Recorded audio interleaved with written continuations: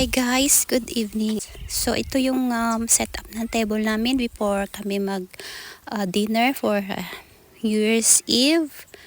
So supposed to be kami ay maagang nag-dinner guys para sa aming New Year's Eve. Kasi after this magre-relax muna kami.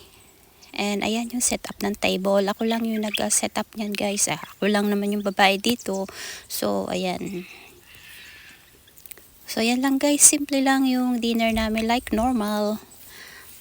Normal lang yung aming food like for everyday, everyday food. So ayan yun. Nag-change ako ng tablecloth. So sabi is red is daw yung maswerteng kulay, yellow, orange ba yun, and green. So ayan, and pink. So swerte daw yun sa love life. Ang yellow daw is money, like gold, diba? And red is, I don't know, I forget. So ayan, napili ko. Supposed to be is mahilig naman talaga kami sa red.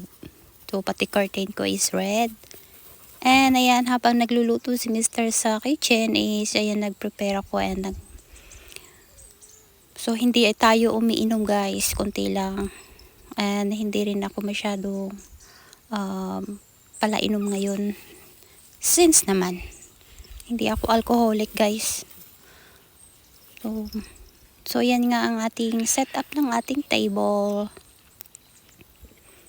Just simple. Just a simple life. Ayan yung beer holder ni Mr. Yung aking glass. Ayan yung kanyang glass ng wine. Red wine.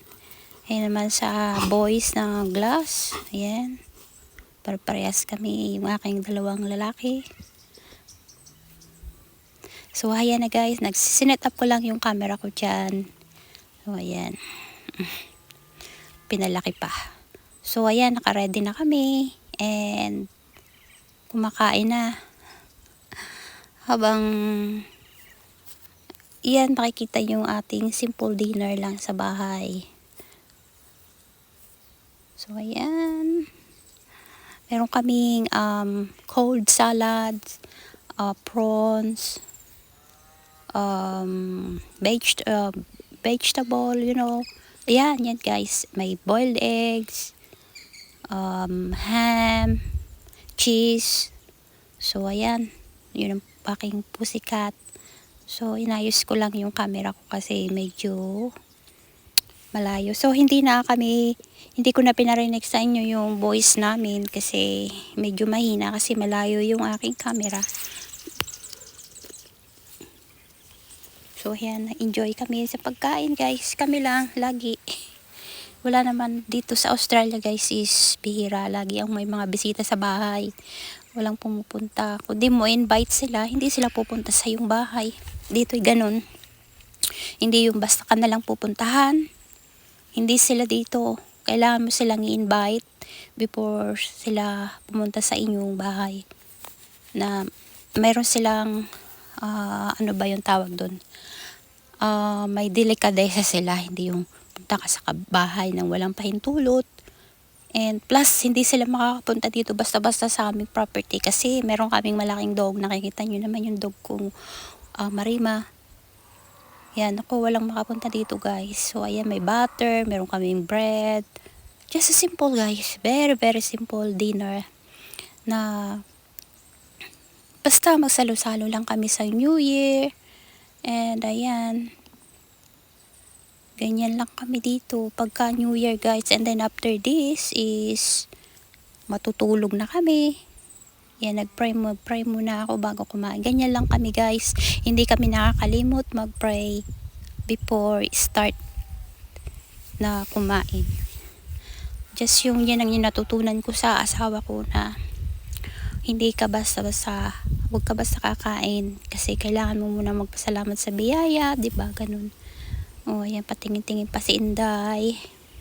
Ayan yung bunso ko, ang itim. Kasi, siya, nasunog na ang balat, guys. Kasi lagi sa swimming. Athletic kasi siya. Ayan, mahilig talaga siya sa sports. Even nung nasa Philippines pa siya. nung maliit pa siya, nandun, elementary, is yan na, ang hilig niya is sports. So, dito lumipat sa Australia, sports pa rin talaga. Now, ngayon naman na ano siya guys, sa swimming sa SAS. Ay nako, swimming pool palagi siya sa school, kasi meron sila talaga activities na kailangan mo talagang matuto ka na mag-swimming kapag nag-school ka dito sa Australia, dahil kailangan mo talaga na mag-swimming, mag-aral ka talaga. Pero ako hindi ako marunong, hanggang tabi lang ako guys, langoy aso lang tayo. Even kahit laki ako ng Mindoro na puro dagat, puro island, is hindi talaga ako mahilig swimming. Ewan ko, ako lang yata sa aming magkapatid ang hindi talaga marunong mag-swimming. Ewan. Pero ngayon nagsisisi ako. Naiinggit ako pag may nakikita akong mga tao na swimming. Is ang galing-galing nila. Is nagje-jealous ako ngayon. Sabi ko, dapat puti pa noon nag-aral ako mag-swimming nung bata-bata pa ako. Ayan, si asawa, kaya may kinuha siya dun.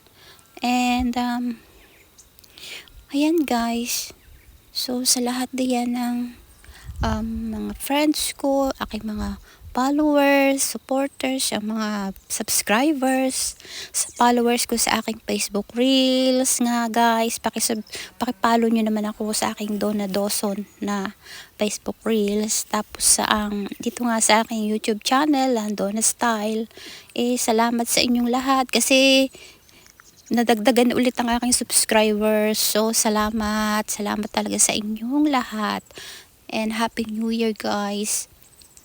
So hayaan yung aking bunso is nilagyan ng kaunti ni asawa ng medyo alcohol, kasi siya lang yung anak kong panganay is pwede na siyang uminom kasi 18 na. So ang akin lang guys is Canadian Club, yun lang yung sa akin. Hindi ako basta umiinom ng alcohol kasi bawal sa akin. And hindi talaga ako umiinom ng masyado ng alcohol, like yung cruiser lang, saglit lang guys. So yan lang guys, happy New Year, stay safe and I love you all.